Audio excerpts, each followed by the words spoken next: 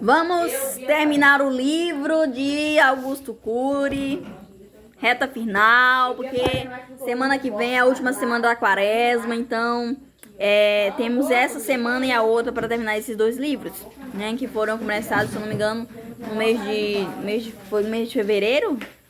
Mês de fevereiro, acredito eu que no final de fevereiro, né, que foi começado a ser lido esses livros, né, continuidade deles dois, que em fevereiro, né, metade de fevereiro, a gente terminou o primeiro livro, que foi Carlos Acutis que abriu as portas da nossa leitura aqui no meu canal. Então, o livro dele foi lido, né, completo, graças a Deus, vocês gostaram muito desse conteúdo. E agora vamos finalizar esses dois livros aqui, ok? Boa noite e vamos, segue fundo, segue firme, que nós iremos até o fim. Não conhecemos sua identidade. Estamos há meses perplexos. Continuidade de onde a gente paramos no último vídeo, viu, gente? Se você não assistiu o último vídeo, corre lá, porque ainda dá tempo de você assistir e ficar por dentro, ok? A imprensa, as autoridades e até as pessoas perguntam de onde ele veio, o que viveu, quais foram os capítulos mais importantes de sua história, por que procura abalar os pilares da sociedade, qual o seu objetivo, não sabemos. Ele se diz apenas um vendedor de sonhos, um mercador de ideias numa sociedade que deixou de sonhar. Acredite, a nossa sociedade deixou de sonhar. Após definir o indefinível homem que seguíamos, ele chamou o mestre até o palco, fazendo uma espécie de brincadeira que levou a plateia a sorrir. Com vocês, o vendedor de pesadelos! Disse que estávamos ali para homenageá-lo. Constrangido, ele se levantou e se dirigiu até o centro do palco. Foi então que começou a perceber o que estava acontecendo. Foi comovente ver as pessoas aplaudi-lo prolongadamente. Nós, seus discípulos, em sintonia com a plateia, também o aplaudimos emocionadamente. Por sua vez, enquanto caminhava, ele mexia os lábios e parecia dizer de si mesmo continuamente: eu não mereço.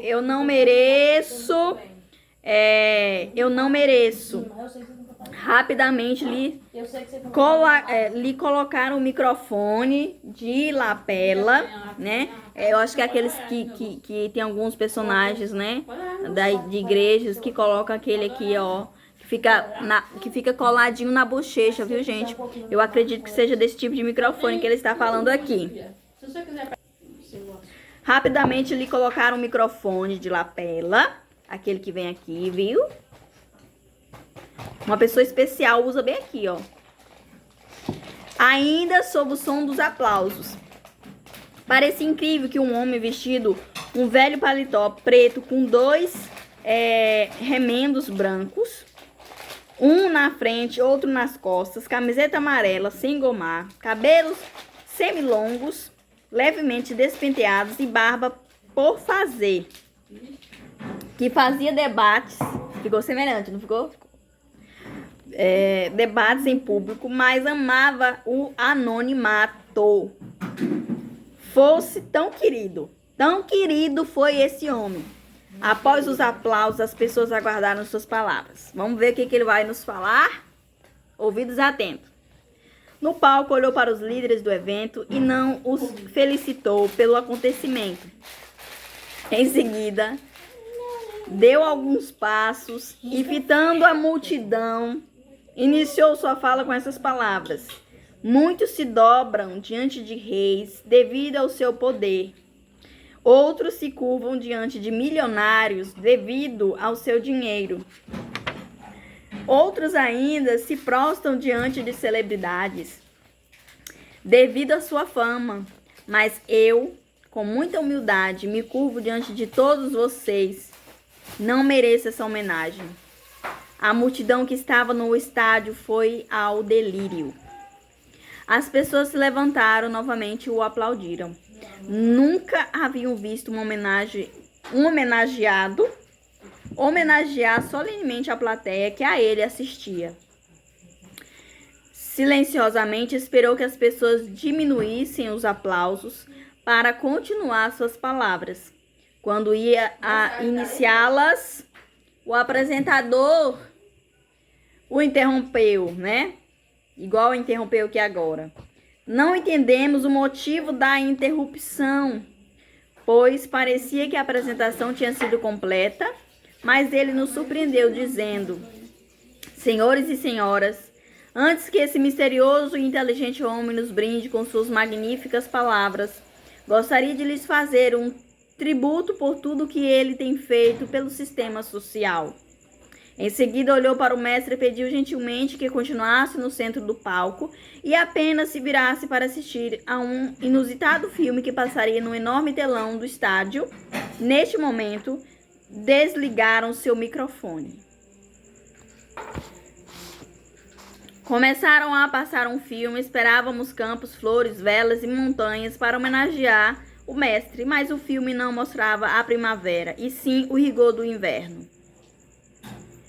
Mas não um inverno físico, e sim um dramático inverno psíquico. Mostrava a entrada principal de um grande e envelhecido hospital. Não era um hospital geral, era um hospital psiquiátrico, um dos poucos que sobraram nesta região. As paredes externas tinham cor marrom escura, com manchas desbotadas. Havia também diversas rachaduras em forma de estrias horizontais. O edifício tinha 3 andares e sua arquitetura era retilínea, contrastando com as formas da psique, que não eram retilíneas, previsíveis nem lógicas. As imagens não encantavam os olhos. Em seguida, o olho da câmera adentrou pelos espaços do hospital e começou a mostrar alguns pacientes psicomáticos conversando sozinhos, outros tremulando as mãos, esses impregnados com medicamentos. O olho da câmera penetrou nos corredores e revelou outros pacientes sentados em bancos desconfortáveis, com o olhar fixo no infinito ou com a cabeça entre as pernas. Nenhuma das imagens tinha som nem fundo musical. Achamos estranhíssimo aquilo. Pensávamos que se tratasse de um filme de ficção, mas não era bem filmado. O cinegrafista tremia a câmera, parecia amador. De vez em quando se interrompia rapidamente o filme e a câmera do estádio colocava a face do mestre na tela. Ele meneava a cabeça, parecia estar descontente. Não sabíamos o que se passava na sua mente, se estava mais confuso do que nós, ou se estava entendendo a homenagem por um ângulo que não conseguíamos enxergar, ou se estava conduído por pacientes exibidos na tela.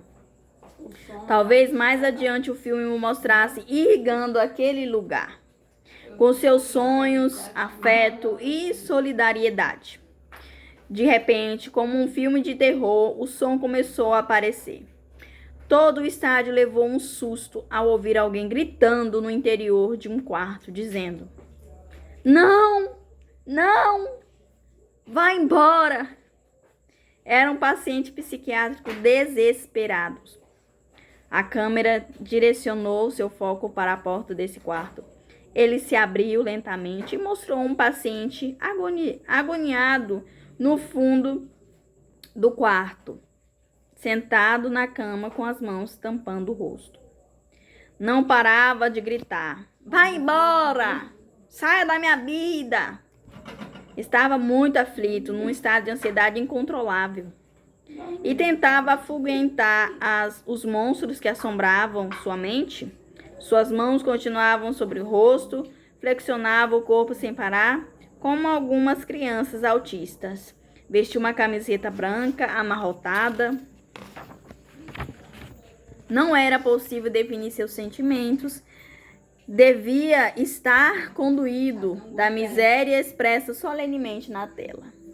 O paciente psiquiátrico disse com a cabeça voltada para a parede: "Ninguém me entende, só me dão remédios."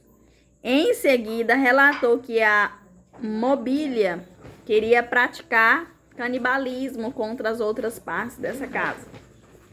Bradou: a mobília, sob ataque de raiva, quer engolir as obras de arte. Grita com elas: eu sou uma única parte digna dessa casa. Eu sou conforto, eu decoro. De repente, olhei para os executivos do grupo Megasoft e os vi sorrindo. Pensei comigo: não é possível uma reação dessa diante de tanta dor. Esses caras sabem que o final será suave, regado à felicidade. Certamente não são psicopatas. Como pode alguém sorrir diante da desgraça dos outros? E para completar a macabra filmagem, o paciente assombrava-se com a outra parte da casa. Dessa surgiu uma voz mais orgulhosa, mais imponente e mais dominadora. O câmera, interessado em captar os mínimos detalhes de sua mazela psíquica, perguntou mais uma vez: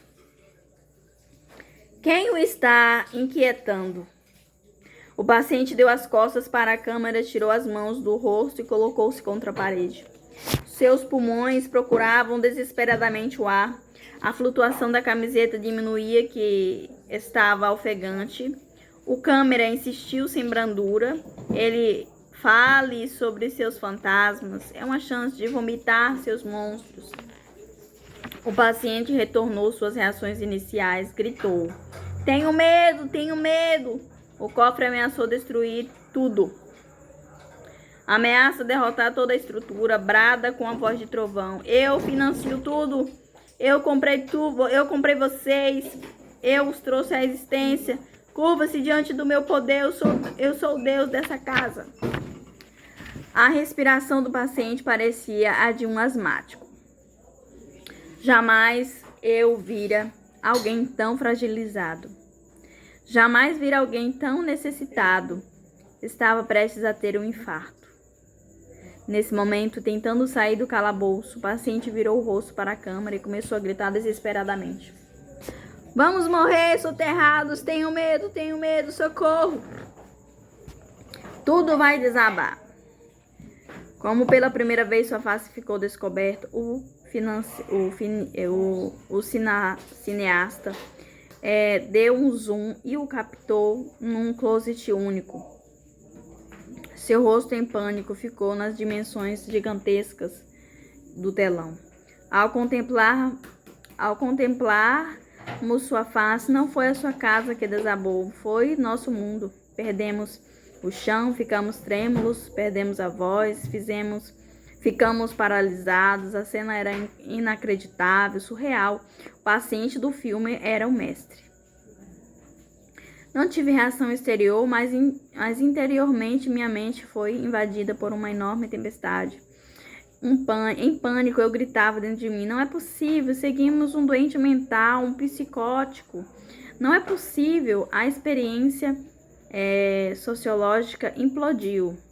Fomos enganados, o ímpeto revolucionário revestiu-se da mais plena fragilidade. Eu não sabia se tinha raiva de quem eu estava seguindo ou compaixão por sua miséria. Não sabia se me punia ou se me cobria de vergonha. A plateia estava atônita. Assim como eu, as pessoas não conseguiam acreditar que o personagem do palco fosse o mestre do filme. Pois, apesar da semelhança, aquele que nós reputávamos como mestre tinha barba um pouco mais comprida. Meus amigos apertaram os braços uns dos outros, querendo ser acordados de um sono que jamais queriam ter dormido. O apresentador, para não deixar dúvida, fez um gesto para ligar o microfone do vendedor dos sonhos e, como se estivesse num tribunal de inquietação, perguntou: o senhor poderia confirmar se o personagem do filme é o senhor? Todos fizeram silêncio. Torcíamos muito, mas muito mesmo, para que ele dissesse que não. Que havia um engano, que seu sósia, ou quem sabe um irmão gêmeo. Mas, fiel à sua consciência, ele se virou para a multidão. Depois, fixou os olhos no seu grupo de amigos e, deixando escapar algumas lágrimas, disse sem meias palavras: sou eu. Sim, sou eu. Em seguida, cortaram o som do seu microfone.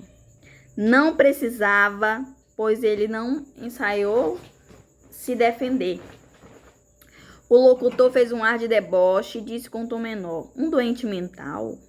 E mexeu a cabeça com ar de satisfação. Logo após, elevou o tom de voz, voltou-se para uma câmera da TV que filmava o evento e disse assoberbadamente: senhoras e senhores, descobrimos a identidade do homem que amotinava essa grande metrópole.